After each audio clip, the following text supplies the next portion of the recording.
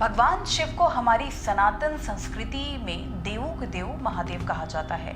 महादेव को सौम्य और रुद्र दोनों रूपों में पूजा जाता है। वैसे तो भगवान शिव को हमेशा कल्याणकारी माना जाता है, लेकिन वो लय और प्रलय दोनों को अपने अधीन रखते हैं। भोलेनाथ सुर और असुर दोनों को समान दृष्टि से देखते हैं और मान्यता है कि भगवान शिव शंभु यानी कि खुद ही प्रकट हुए हैं।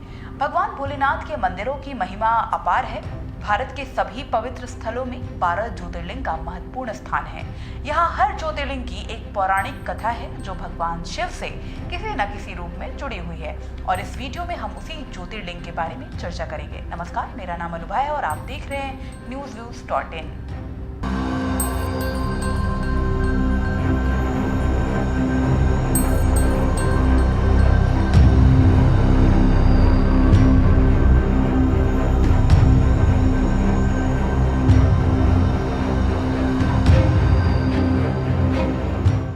ज्योतिर्लिंग का शाब्दिक अर्थ है ज्योति का लिंग, जो भगवान शिव की दिव्य ज्योति को प्रतिष्ठित करता है। भारत में 12 प्रमुख ज्योतिर्लिंग हैं जिनका संबंध महाकाल शिव जी से है। कहा जाता है कि 12 ज्योतिर्लिंग के दर्शन करने से भक्तों के समस्त प्रकार के कष्ट दूर हो जाते हैं। इन ज्योतिर्लिंग के दर्शन मात्र से ही व्यक्ति के जन्म जन्मांतर के सारे पाप मिट जाते हैं। गुजरात के सौराष्ट्र में अरब सागर के तट पर स्थित है देश का पहला ज्योतिर्लिंग, जिसे सोमनाथ के नाम से जाना जाता है। शिव पुराण के अनुसार जब चंद्रमा को प्रजापति दक्ष ने क्षय रोग का श्राप दिया था, तब इस स्थान पर शिव जी की पूजा और तपस्या करके चंद्रमा ने श्राप से मुक्ति पाई थी। और ऐसी मान्यता है कि स्वयं चंद्रदेव ने इस ज्योतिर्लिंग की स्थापना की थी। माना जाता है कि भगवान श्री कृष्ण ने अपना शरीर इसी स्थान पर छोड़ा था। ये मंदिर 3 भागों में विभाजित है। इसका शिखर 150 फुट ऊंचा है। आश्चर्य की बात है कि शिखर पर स्थित कलश का भार 10 टन है। श्री मल्लिकार्जुन ज्योतिर्लिंग आंध्र प्रदेश के कृष्णा जिले में कृष्णा नदी के तट पर पवित्र श्री शैल पर्वत पर स्थित है, जिसे दक्षिण का कैलाश भी कहा जाता है। शिव पुराण के अनुसार मल्लिकार्जुन ज्योतिर्लिंग शिव और पार्वती का संयुक्त रूप है। मल्लिका का अर्थ है पार्वती और अर्जुन शब्द शिव का वाचक है। इस तरह से इस ज्योतिर्लिंग में भगवान शिव और माता पार्वती दोनों ही ज्योतियां प्रतिष्ठित है।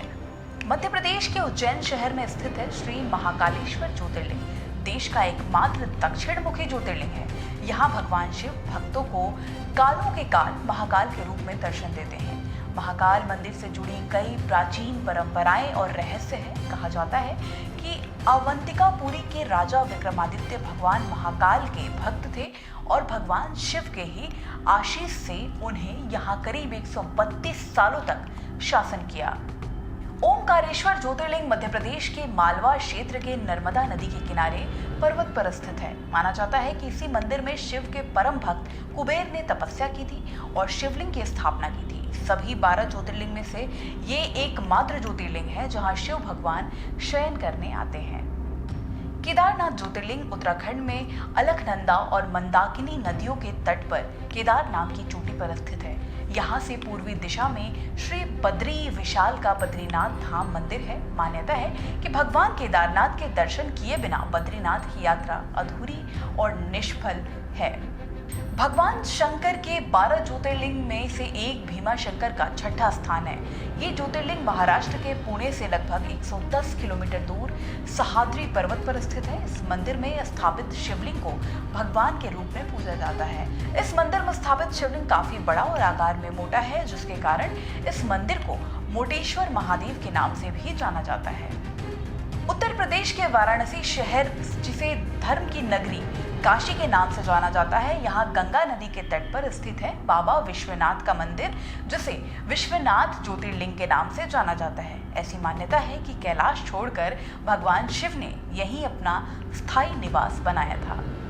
त्र्यंबकेश्वर ज्योतिर्लिंग महाराष्ट्र के नासिक से 30 किलोमीटर दूर पश्चिम में स्थित है। गोदावरी नदी के किनारे स्थित ये मंदिर काले पत्थरों से बना है। शिव पुराण में वर्णन है कि गौतम ऋषि और गोदावरी की प्रार्थना पर भगवान शिव ने इस स्थान पर निवास करने का निश्चय किया और त्र्यंबकेश्वर नाम से विख्यात हो गए।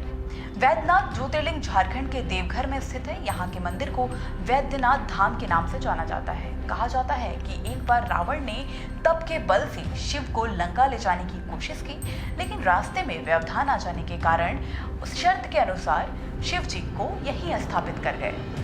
श्री नागेश्वर ज्योतिर्लिंग नागों के ईश्वर के रूप में भगवान शिव के 12 ज्योतिर्लिंगों में से एक है। ये गुजरात के द्वारका धाम से 17 किलोमीटर बाहरी क्षेत्र की ओर स्थित है। नागेश्वर शब्द का अर्थ है नागों के भगवान। नाग जो कि हमेशा भगवान शिव की गर्दन के चारों और कुंडली मारे पाए जाते हैं, इसीलिए यह मंदिर विष और विष से संबंधित रोगों से मुक्ति के लिए प्रसिद्ध है। नागेश्वर शिवलिंग गोल काले पत्थर वाले द्वारका शिला से त्रिमुखी रुद्राक्ष रूप में स्थापित है। शिवलिंग के साथ देवी पार्वती की भी उपासना की जाती है। यहाँ भगवान शिव का 11वां ज्योतिर्लिंग तमिलनाडु के रामनाथम नामक स्थान में है। भगवान राम ने लंका विजय की कामना से लंका जाने से पहले भगवान शिव की पूजा करना चाहते थे। तब उन्होंने इस जगह पर महादेव के शिवलिंग की स्थापना की और इसकी पूजा अर्चना की। भगवान राम के नाम से ही इस जगह का नाम रामेश्वरम द्वीप और मंदिर का नाम रामेश्वरम पड़ा। कृष्णेश्वर ज्योतिर्लिंग महाराष्ट्र के संभाजी नगर के समीप दौलत बाग के पास स्थित है। भगवान शिव के 12 ज्योतिर्लिंगों में से ये अंतिम ज्योतिर्लिंग है। इस ज्योतिर्लिंग को घोषमेश्वर के नाम से भी जाना जाता है। घृष्णेश्वर ज्योतिर्लिंग भोलेनाथ की अपार भक्त रही घुष्म की भक्ति का प्रतीक है। उसी के नाम पर ही ये शिवलिंग का नाम घुष्मेश्वर पड़ा है। कहते हैं कि यहाँ मौजूद सरोवर जिसे शिवालय के नाम से जाना जाता है, उसके दर्शन किए बिना ज्योतिर्लिंग की यात्रा संपन्न नहीं होती है। कहा जाता है कि भगवान शिव स्वयंभू, जिसका अर्थ है वो मानव शरीर से पैदा नहीं हुए। जब कुछ नहीं था तो भगवान शिव थे और सब कुछ नष्ट हो जाने के बाद भी उनका अस्तित्व रहेगा। भगवान शिव को आदि देव भी कहा जाता है, जिसका अर्थ हिंदू माइथोलॉजी में सबसे पुराने देव है और वो देवों में सबसे ऊपर है, यानी कि देवों में वो प्रथम है। कैसा लगा आपको हमारा वीडियो? कमेंट सेक्शन में ज़रूर बताएं और साथ ही चैनल को लाइक, सब्सक्राइब और शेयर करना बिल्कुल ना भूलें।